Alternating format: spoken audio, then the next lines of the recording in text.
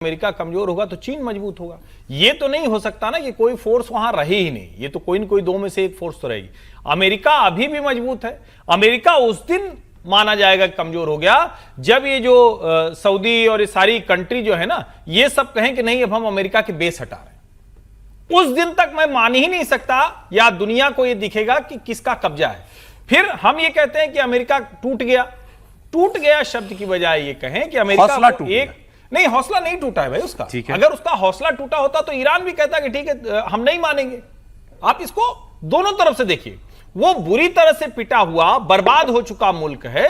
हां, बस एक चीज वो कह रहा है चाहे बदन पे कपड़े न रह जाएं लेकिन हम मानेंगे नहीं, और उसकी ज्योग्राफिकल लोकेशन ऐसी है कि वो नहीं मानने की स्थिति में है। उसके यहां कोई कब्जा नहीं कर सकता।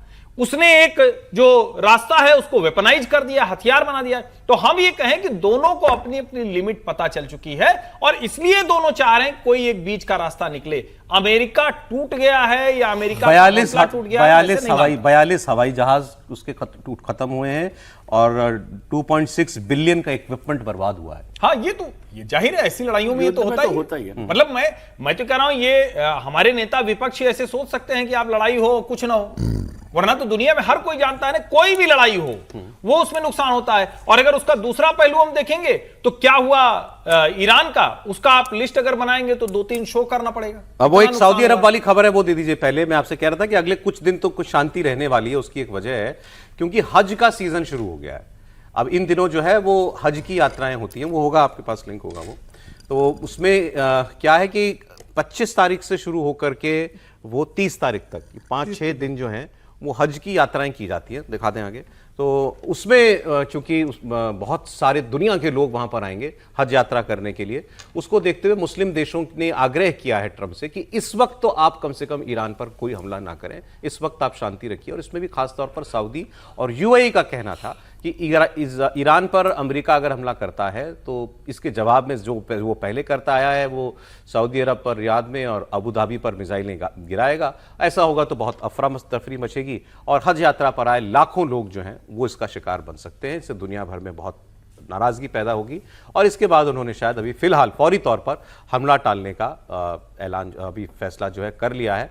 और रमजान के दौरान ही ईरान पर हमला किया गया था, ये भी आप याद रखिएगा। अब दावा किया जा रहा है कि अमेरिका हज खत्म होने से पहले शायद समझौता हो जाए तो बहुत अच्छी बात है, लेकिन हमला तो वो शायद ना करे। बात रह गई पाकिस्तान की, तो पाकिस्तान की विदेश मंत्री, होम मिनिस्टर मोहसिन नकवी, पाकिस्तान का फील्ड मार्शल, ये ईरान के खूब चक्कर लगा रहे हैं। इस पर पाकिस्तान की मीडिया में क्या कहा जा रहा है, ये क्या करने जा रहे हैं, इनका क्या ब्रीफ है, ये अमेरिका से क्या बात करते हैं, ईरान को क्या बताते हैं, सुनते हैं। नजम सिटी को चलाते हैं। मुझे तो लगता है ऐसे है कि ये एक राउंड फिर होने जा रहा है, अनलेस मोहसिन नकवी की तरफ से कोई बयान आता है। और अगर कोई बयान आता है तो फिर जाहिर है कि जो डोनाल्ड ट्रंप के पास और कोई चारा नहीं है। अगर बयान आता है कि जी कुछ मुज़ाकरात फिर से होंगे, इसका ये मतलब है कि नकवी साहब ने ईरान को कन्विंस कर लिया है और फिर उसके बाद अमेरिका को कन्विंस किया है। दोनों को करना पड़ेगा ना, दोनों ने अपने मैक्सिमम डिमांड्स रखे हुए। तो अब मुश्किल लग रहा है, मुझे तो ऐसे ही लग रहा है कि एक दफा फिर बातचीत शुरू हो भी जाती है, एक राउंड फिर हो भी जाता है, तो उसके बाद फिर एक जंग फिर से होनी है। तो ये कह रहे हैं एक राउंड अभी और होगा। अरे सर, मुझे हैरानी है कि वार्ताकार ऐसे बदल जाते हैं क्या। आसिम मुनीर, इनका फॉरेन मिनिस्टर, ये दोनों लीड कर रहे थे, इशाक डार। अब अचानक से मोहसिन नकवी की एंट्री होगी, वो अब ईरान को जाके बता रहे कि क्या बात करनी है।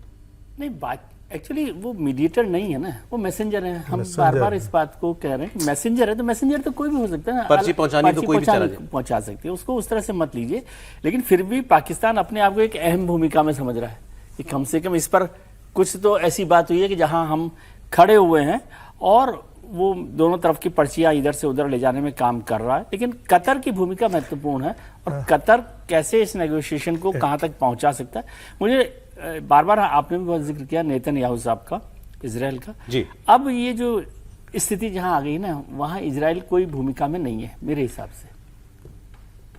इजराइल किसी भूमिका में नहीं है। हाँ, मतलब जो भी तय होगा वो इसको इजराइल को ट्रंप ने भी स्टेटमेंट दिया कि मैं जो चाहूं नेतन्याहू से करवा सकता हूं। नहीं, करवा सकता हूं, जरूरत ही मुझे नहीं लग रहा कि अब वो इस युद्ध की जो स्थितियां जहां पर पहुंच गए हैं, जब खत्म हो गया या चालू है या समझौता जो होना, उसमें इजराइल की भूमिका कोई बहुत महत्वपूर्ण भूमिका के तौर पर मैं नहीं देख रहा। अब देखिए- जो तय करना है वो अमेरिका, एक राउंड और होगा जैसा वो नजम सेठी कह रहे थे, खैर राउंड तो चलते रहते हैं, बातचीत के राउंड तो एक राउंड होगा देखिए- बहुत शॉर्ट में सर। अंतिम राउंड के बाद भी एक राउंड और हो जाता है। देखिए ईरान को लेकर के, ईरान के साथ संबंधों को लेकर के अब पाकिस्तान बहुत गंभीर है और उसको लग रहा है कि ये सही मौका है जब अरब कंट्री के अंदर और खासकर ईरान के संबंधों को लेकर हम बहुत एक मजबूत भूमिका लेकर के आएंगे और इससे उसका फायदा होगा।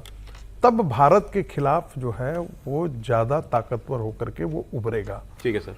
तो आने वाले दिनों में उसको लगता है कि यदि हम समझौता कराने में सफल हो जाते हैं तो सऊदी अरब के साथ साथ हमको ईरान से भी पूंजी और इन्वेस्टमेंट आ सकता है।